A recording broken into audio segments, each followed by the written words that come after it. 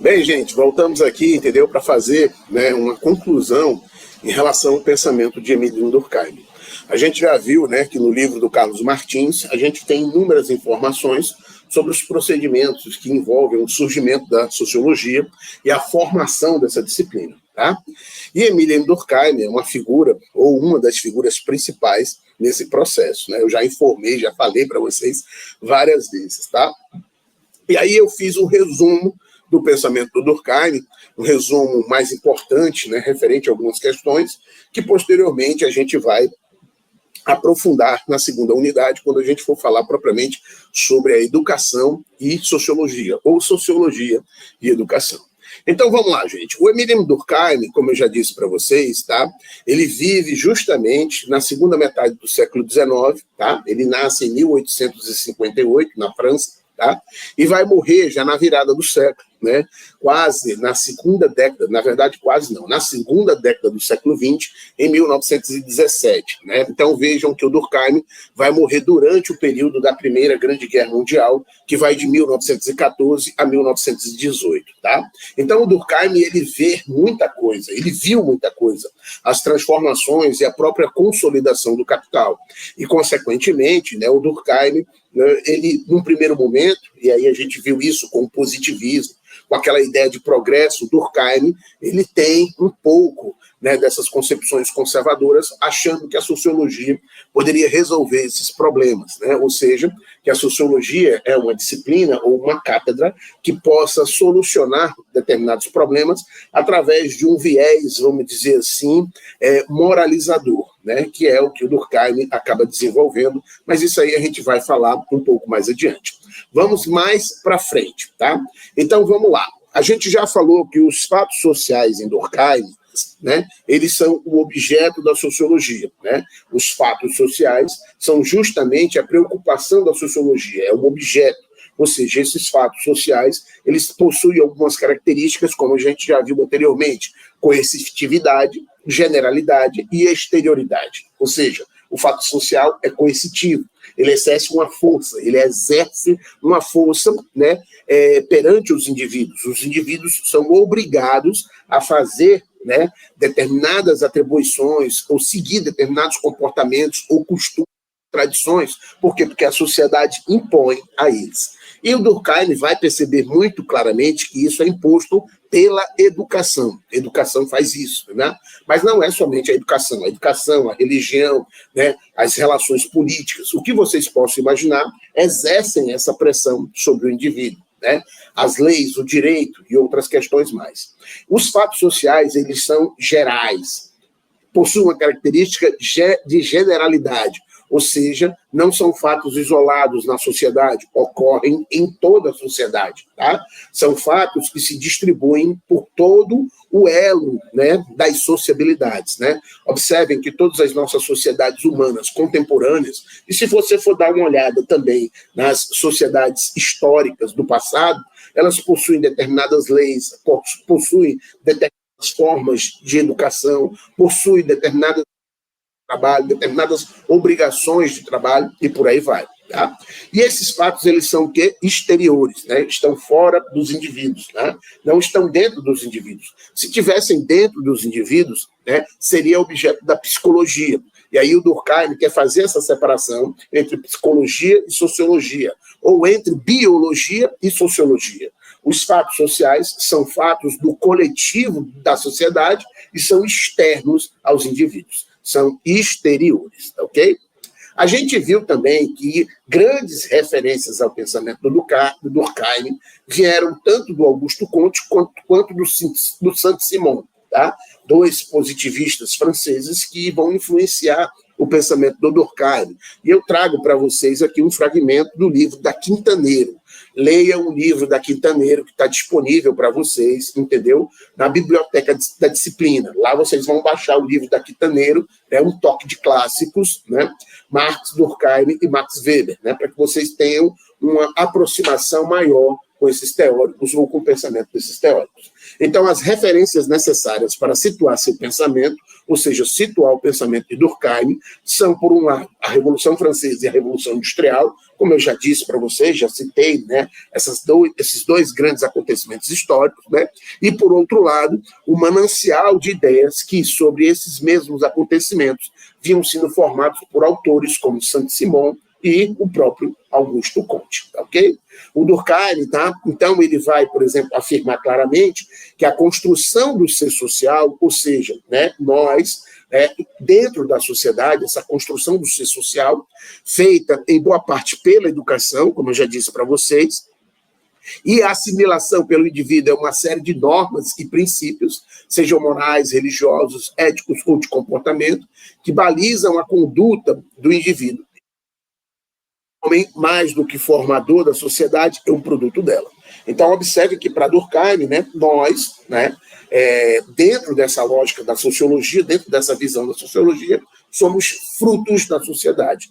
A construção do ser social, feita pela educação, ocorre, né, pela assimilação, né, os indivíduos eles assimilam, né, uma série de normas e princípios, tá? Então essas normas, né, ocorrem e se disseminam pela sociedade através dos fatos sociais, como a gente colocou aqui para vocês, tá? Então vamos ver alguns princípios e conceitos da sociologia durkheimiana. Primeiro, a especificidade do objeto sociológico, tá? A sociologia pode ser definida, segundo Durkheim, como a ciência das instituições, da sua gênese e do seu funcionamento. A gente já viu isso claramente, ou seja, de toda crença, né? Ou seja, de toda crença, todo comportamento instituído pela coletividade, tá? E essa especificidade vai recair justamente sobre os fatos sociais. Na fase positivista, que marca o início de sua produção, ou seja, a durkheimiana foi fortemente influenciada pelo positivismo, considera que, para tornar-se uma ciência autônoma, essa esfera do conhecimento precisava delimitar seu objeto próprio. E qual é o objeto próprio da sociologia? Segundo Durkheim, os fatos sociais. E o que são os fatos sociais? Vamos ler nas palavras do próprio Durkheim. Compreendem toda maneira de agir fixa ou não, suscetível de exercer sobre o indivíduo uma coerção exterior, ou ainda que é geral na extensão de uma sociedade dada, apresentando uma existência própria, independente das manifestações individuais que possa ter. As maneiras de agir, de pensar e de sentir exteriores ao indivíduo, dotadas de um poder de coerção, em virtude, né, do qual se lhe impõe. Ou ainda, maneiras de fazer ou de pensar reconhecíveis pela particularidade de serem suscetíveis de exercer influências coercitivas sobre as consciências particulares, tá? A gente já viu essa definição durkheimiana sobre os fatos sociais e aqui a gente reforça esse pensamento, tá? Sobre o método de estudo da sociologia durkheimiana. Como eu já disse para vocês, o Durkheim ele vai desenvolver uma perspectiva metodológica muito parecida, né, com o método empregado pelas ciências da natureza, ou seja, levando em consideração que os fatos sociais se assemelham aos fatos da natureza. É claro que o Durkheim sabe que existem diferenças, peculiaridades, singularidades. Não são os mesmos fatos, não são as mesmas coisas, mas o método, né, se assemelha, ou a ideia se assemelha, né? Aquela pureza do método científico que a gente encontra no pensamento da Revolução Científica do século XVI, proposta, por exemplo, por Francis Bacon, tá? Ela é incorporada, de certa maneira, ao pensamento de Durkheim. Durkheim incorpora isso na sua metodologia. Então, vejam, no estudo da vida social, uma das preocupações de Durkheim era avaliar qual método permitiria fazê-lo de maneira científica, superando as deficiências do senso comum. Conclui que ele deveria assemelhar-se ao adotado pelas ciências naturais, mas nem por isso ser o seu, né, decalque. Porque os fatos que a sociologia examina pertencem ao reino social e têm peculiaridades que os distinguem dos fenômenos da natureza. Okay? Mas observem que ele adota algo semelhante, ou seja, uma perspectiva epistemológica e metodológica semelhante ao das ciências da natureza. Tá? Então, observe, Durkheim estabelece estabelece regras para os sociólogos, estabelece regras que os sociólogos devem seguir na observação dos fatos sociais. A primeira delas, e a mais fundamental, é considerá-los como coisas. Observe, Durkheim considera os fatos sociais como coisas para fazer a sua análise sociológica. Daí seguem-se alguns colorários, né? Então, para Durkheim, o sociólogo precisa seguir um passo a passo. Primeiro, afastar sistematicamente as prenoções, se isso fosse possível. Né? Imagine um sociólogo inserido na sociedade e afastar as prenoções. Mas era o que o Durkheim pretendia. Definir previamente os fenômenos tratados a partir dos caracteres exteriores que lhes são comuns, tá? Independentemente de suas manifestações individuais, da maneira mais objetiva possível. É isso que o Durkheim pretende, né, com o desenvolvimento da sua sociologia, né? Ou seja, né, fazer com que o sociólogo, né, apreenda os objetos a partir de algumas perspectivas em que leve a objetividade, né, pura, e é isso que é um grande problema, leve a objetividade, né, da maneira mais possível, né, radicalmente falando. Né? Então, Durkheim acaba desenvolvendo essa concepção. Okay? Ainda falando sobre os principais conceitos, a gente tem, né, como a gente já viu, que esses fatos sociais eles são coercitivos, mas a ideia, né, dessa coerção por parte dos fatos sociais é manter a sociedade o quê? Coesa, integrada, sem que a sociedade se desintegre. Uma das grandes preocupações de Durkheim era que as sociedades, por exemplo, elas perdessem, né, a capacidade de se manter e, consequentemente, quando a sociedade se desintegra, ela desaparece e os indivíduos que a compõem também desaparecem. Então, a coesão social é algo de extremamente importante para Durkheim. E essa coesão, entendeu? Ela é mantida pela solidariedade, né? São as solidariedades que fazem com que as sociedades se mantenham coesas, tá? Então, vamos lá. Durkheim elaborou o conceito de solidariedade social, procurou mostrar como se constitui e se torna responsável pela coesão entre os membros dos grupos. Ou seja, quanto mais solidariedade eu tiver, né, com outros indivíduos da sociedade, mais a sociedade ela se torna o quê? Coesa, tá? Mais a sociedade ela se torna algo integrado, ok? E de que maneira o modelo da organização social, tá? Ou seja, a maneira da solidariedade, ela varia, né? E de que maneira varia segundo o modelo da organização social. Então, para Durkheim, existem dois tipos de solidariedade, a mecânica e a orgânica. A gente vai ver isso um pouco mais adiante. A solidariedade, ela permite a coesão social, ou seja, que a sociedade se mantenha íntegra, coesa, sem que ela venha a se desintegrar. Existem solidariedades que, tanto nas sociedades simples, aquelas sociedades mais antigas, por exemplo, uma tribo indígena, possui uma solidariedade, como a sociedade industrial, que tem divisão social do trabalho complexa, também possui um tipo de solidariedade. E a gente vai ver isso um pouco mais adiante. Para tanto, levou em conta a existência de maior ou menor divisão do trabalho. Segundo Durkheim, né, a solidariedade mecânica ela tem o quê? Menor divisão do trabalho. Solidariedade orgânica tem maior divisão do trabalho. Então, segundo Durkheim, a solidariedade ela vamos dizer assim, vista, né, ou analisada a partir da divisão social do trabalho. Quanto mais divisão social do trabalho, mais solidariedade orgânica. Quanto menos divisão social do trabalho, mais solidariedade mecânica. Tá? Segundo Durkheim, possuímos duas consciências. Né? E aí vejam, né, a definição também de consciência em Durkheim.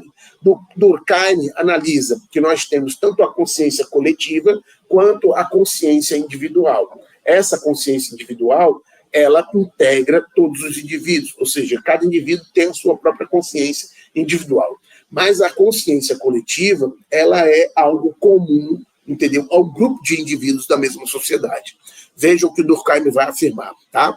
Uma é comum a todo o nosso grupo social, tá? E, por conseguinte, não representa nós mesmos, mas a sociedade agindo e vivendo em nós. Consciência comum ou consciência coletiva, ela, entendeu, está dentro do processo social e perpassa todos os indivíduos. indivíduos que possuem os mesmos costumes, as mesmas tradições, as mesmas crenças, entendeu? Então, esses indivíduos desenvolvem uma consciência coletiva, tá? A outra, ao contrário, só nos representa nos que temos de pessoal e distinto. Nisso é que faz de nós um indivíduo. E essa aí, como eu já disse, é a consciência individual de cada indivíduo. Tá? Então, a consciência comum ou coletiva corresponde ao conjunto das crenças e dos sentimentos comuns à média dos membros de uma mesma sociedade, tá? Que formam um sistema determinado que tem vida própria. Observem a definição de consciência coletiva ou comum segundo Durkheim. A consciência coletiva é o conjunto de crenças e dos sentimentos comuns à média dos membros de uma mesma sociedade, que formam um sistema determinado que tem vida própria. Ela produz um mundo de sentimentos, de ideias, de imagens, e independe das maneiras pelas quais cada um dos membros dessa sociedade venha a manifestá-la, porque tem uma realidade própria e de outra natureza. Tá? Então, por exemplo, essa consciência coletiva, ela independe dos indivíduos, ela faz parte do todo da sociedade, do todo, entendeu? Em que nós estamos inseridos no processo, tá ok? Vejam aí os tipos de solidariedade, como eu disse para vocês. Os laços que unem os membros entre si, a coesão social e ao próprio grupo constituem a solidariedade, a qual pode ser orgânica ou mecânica, como eu afirmei, de acordo com o tipo de sociedade cuja coesão procuram garantir. Sociedade simples, né, ou aquelas sociedades mais antigas, solidariedade mecânica, sociedades complexas como a nossa, sociedade industrial, sociedade orgânica. Né? Sociedade simples possui menos divisão do trabalho. Né? Observe uma tribo indígena, não existe uma complexidade na divisão do trabalho. Você encontra, né, os indivíduos praticamente fazendo as mesmas coisas, igualmente participando do processo social. Já numa sociedade complexa, industrial, você tem o quê? Uma divisão do trabalho complexa. Você tem várias profissões, você tem várias formas, entendeu? Sociais e de sociabilidades. Nela, a gente tem uma solidariedade orgânica, sociedade simples, solidariedade mecânica. Tá? Essas duas formas de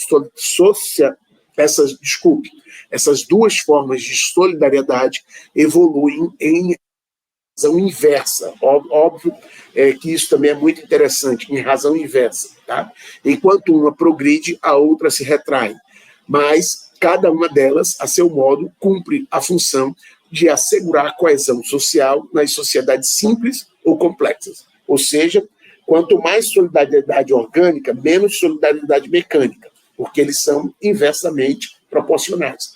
Quanto mais solidariedade mecânica, menos solidariedade orgânica, ok? Bem, gente, a gente vai dar uma pausa aqui e voltamos para concluir essa concepção do pensamento do Durkheim sobre os principais conceitos da sociologia durkheimiana. Valeu, obrigado, gente.